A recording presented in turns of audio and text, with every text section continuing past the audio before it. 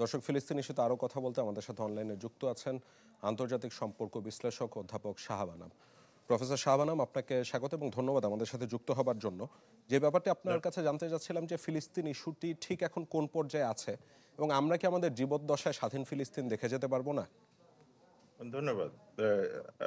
যেটা আমরা দেখতে পাচ্ছি এখান থেকে আসলে ফিরে আসাটা খুব ডিফিকাল্ট ইসরায়েলের জন্য, প্যালেস্টাইনের জন্য। এটার মূল কারণটাই হচ্ছে যে নেতানিয়াহুর জন্য এটা একটা টার্মিনাল পলিসি মানে এইটাই তার সবচাইতে মোক্ষম সুযোগ, যে প্যালেস্টাইনকে সম্পূর্ণভাবে নির্মূল করে দিয়ে গাজাতে তাদের যে আধিপত্য বজানো, সেটার মূল রিজনটার একটা হলো যে ডেফিনেটলি ওয়াশিংটনে যে সরকার এসছে, অর্থাৎ ট্রাম্প প্রশাসন, এই ট্রাম্প প্রশাসন স্বাভাবিকভাবেই ইসরায়েলের সাথে তার সম্পর্ক যে কোনো সরকারের চেয়ে অনেক বেশি ট্রানজ্যাকশনাল করে নিয়েছে। অর্থাৎ ট্রানজ্যাকশনালটা কোথায়? আচ্ছা। যে ইসরায়েলের উপরে সে ট্যারিফ দিক বা না দিক, ইসরায়েলের যে কোনো ধরনের আগ্রাসনকে সে তখনই সাপোর্ট করবে যখন তার ফাইন্যান্সিয়াল স্ট্র্যাটেজিক গেইনগুলি হবে। এবং সেই কারণে আগে যদিও প্রত্যেকটা পশ্চিমা দেশগুলি ইসরায়েলকে বড় রকমের সাপোর্ট দিলেও এই ক্ষেত্রে এটা পুরাটাই ট্রানজ্যাকশন, যে কারণে মার্কিন যুক্তরাষ্ট্রের সাথে তার একটা সুযোগ তৈরি হয়েছে, যে যে কোনো ধরনের আগ্রাসনই সে করুক না কেন, যতটা লম্বা সময়ই সে আগ্রাসনটা করুক না কেন, ওয়াশিংটন থেকে কোনো রকমের প্রোটেস্ট আসবে না। এটার মূল কারণটাই হলো যে এটার বিনিময়ে তারা ট্রাম্প অ্যাডমিনিস্ট্রেশন বড় রকমের ফাইন্যান্সিয়াল সাপোর্ট পাবেন। এটা হলো একটা।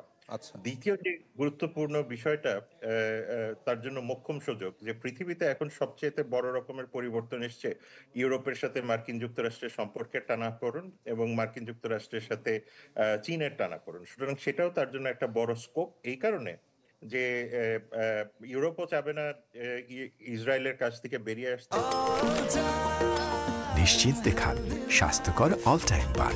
All time healthy life. এবং মার্কিন যুক্তরাষ্ট্রের সাথেও তো স্বাভাবিকভাবে সম্পর্কটা জটিল আহ, ইউরোপের। সুতরাং ইউরোপও চাবে যে ইসরায়েলকে তার কাছে রাখার জন্য। সুতরাং এখানেও আমরা কিছুটা নিশ্চুপ ভূমিকা দেখব। চীনের ক্ষেত্রেও যেটা হচ্ছে যে চীন যে পরিবর্তনের মধ্যে দিয়ে এখন যাচ্ছে বিশ্ব অর্থনীতিতে, তার জন্য ইমিডিয়েটলি বড় রকমের ভূমিকা পালন করাটা একটু দুরূহ। কারণ তার ইন্টারনাল ইকোনমি থেকে শুরু করে তার যে স্ট্র্যাটেজিক সম্পর্কগুলিও এখন বড় রকমের পরিবর্তন হয়ে যাচ্ছে। যে কারণে আমরা এমন একটা বিশ্ব ব্যবস্থা এই মুহূর্তে বসে আছি, যেখানে আজ থেকে এক সপ্তাহ আগে যে বিশ্ব ব্যবস্থা ছিল তার চেয়ে অনেক বেশি পরিবর্তিত। আর লাস্ট পয়েন্ট যেটা, সেটা হলো যে মিডল ইস্টের যে মার্কিন যুক্তরাষ্ট্র বা ইউরোপের উপরে সিকিউরিটি গ্যারান্টি আছে, অর্থাৎ জি। সেটা আর্মস আর্মস হোক, এবং সেই ক্ষেত্রে তার কয়েকটা মিথ তৈরি করা আছে। একটা হলো ইরান, একটা হলো ইরাক, সিরিয়া, এই ধরনের বিভিন্ন দেশগুলিকে কেন্দ্র করে তারা এক ধরনের নিরাপত্তা শঙ্কা তৈরি করতে পেরেছে। সেটা ওয়েস্টার্ন বিশ্বের কারণে হোক বা অভ্যন্তরীণ রাজনীতির ফেইলিয়ারের কারণে হোক, এবং তাদের যে কনসেপ্ট অফ ইসলামী উম্মাহ, সেই জায়গাতেও তাদের একটা বড় ব্যত্যয় আছে।